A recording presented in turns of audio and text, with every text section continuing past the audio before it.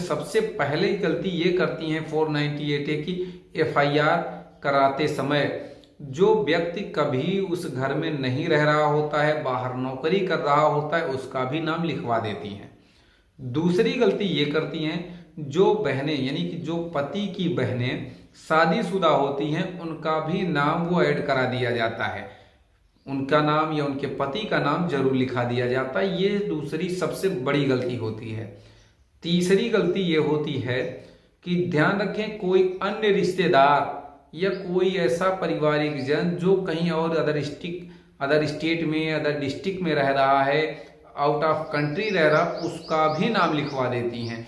ये तीसरी महत्वपूर्ण गलती होती है। चौथी गलती ये होती है कि जो अपराध नहीं हुआ है उसका भी जिक्र, उसका भी ब्यौरा वो जरूर दे देती हैं। चौथी तो ये गलती हो गई। पांचवी सबसे बड़ी गलती कि अगर स्त्री धन नहीं ले गई हैं तो ठीक है, स्त्री धन की बात लिखा दें, लेकिन मैक्सिमम लोग शादी तक रही हैं, 2-4 दिन रही हैं, स्त्री धन के साथ विदा होकर गई हैं, कहीं अन्य रिश्तेदारों में कोई फंक्शन पड़ा, कोई पार्टी पड़ी, कोई निमंत्रण पड़ा, वहां पे समस्त स्त्री धन, एफआईआर के बाद की मैं बात कर रहा हूं, समस्त स्त्री धन जेवरात पहनकर उस शादी में अटेंड करने गई, उस शादी को, उस शादी में शामिल होने गई, जिसका प्रमाण पति के पास होता है, या अगर जब वो घर छोड़कर जा रही होती हैं, मायके जा रही होती हैं, सारा सूटकेस लेकर जाती है, गहना लेके जाती है, उसकी फोटो वीडियो पति के पास होती है, उसके बावजूद भी स्त्री धन छीन लेने की बात एफआईआर में वो लिखा देती हैं। ये पांचवी सबसे बड़ी गलती जिसका खामियाजा आने वाले समय में उनको भोगना पड़ता है, भुगतना पड़ता है। छठवीं गलती एफआईआर कराते समय दान दहेज की बात, अगर वो 15 लाख, 20 लाख, 25 लाख जो लिखाया जाता है उसको कभी भी वो साबित नहीं कर पाती हैं। और एक बात, जितना दिया गया है उससे कहीं ज्यादा बढ़ा चढ़ाकर लिखाया जाता है। सातवीं सबसे बड़ी गलती ये भी कही जा सकती है कि जो अपराध उनके साथ नहीं हुआ है, जैसे कि 376 ऐड किया जाना, 307 ऐड किया जाना, 377 ऐड किया जाना, 354 ऐड किया जाना, ये सब जो अपराध उनके साथ नहीं हुआ है उन धाराओं को भी उसमें ऐड किया जाना, लिखवाया जाना, ये सबसे बड़ी गलती इसलिए मैं कह रहा हूं क्योंकि इसका भी कोई मेडिकल प्रमाण उनके पास नहीं होता है। कुछ धाराएं चार्जशीट जाते समय ही कट जाती हैं, हट जाती हैं, जिससे कि उनकी एफआईआर कमजोर भी पड़ जाती है।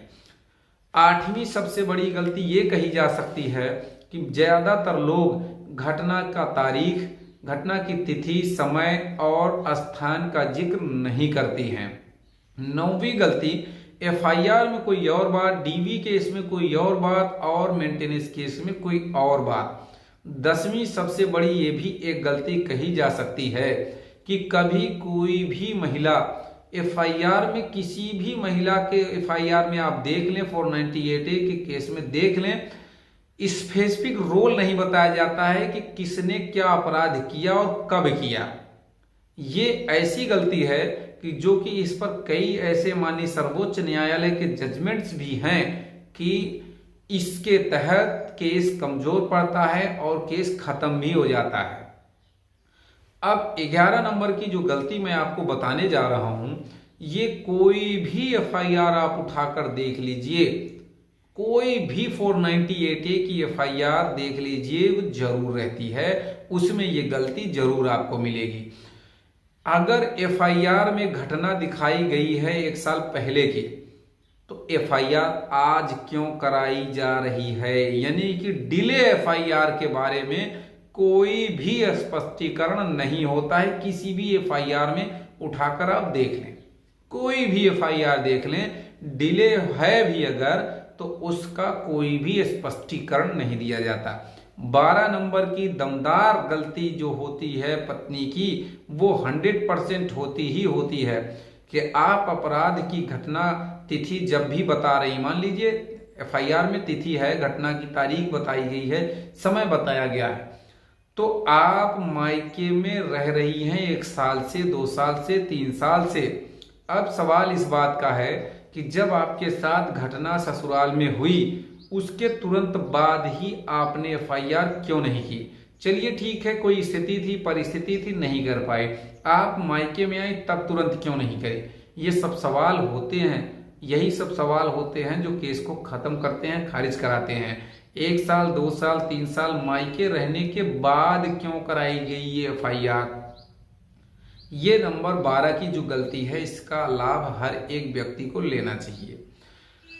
13 नंबर की गलती, अगर उनकी गलती कहीं पकड़ी गई, उसके लिए ये सब प्रोपोगंडा, ये सब मुकदमेबाजी शुरू कर दी जाती है, अपना यानी यूं कहें कि अपनी गलती को छिपाने के लिए, जबकि उनके खिलाफ दुनिया भर के सबूत पति के पास हैं।